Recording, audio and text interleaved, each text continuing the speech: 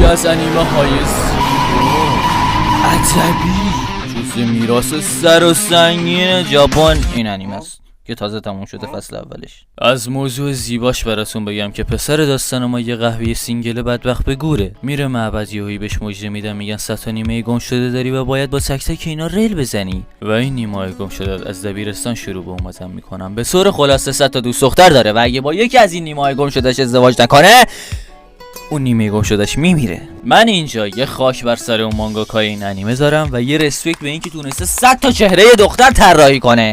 تا اینجا در مورد انیمه توضیح دادم، الان میخوام حرف دلمو بزنم. وارد دبیرستان شدی، با یه دختر 85 و اسکینی همزمان برخورد کردی، اوکی. بعدش با یه دختر کوچیک‌تر از خودت رل زدی، اوکی. با یکی از سال بالایات رل زدی، اوکی. ولی دیگه چرا میری با مادر دوست دخترت رل میزنی؟ خار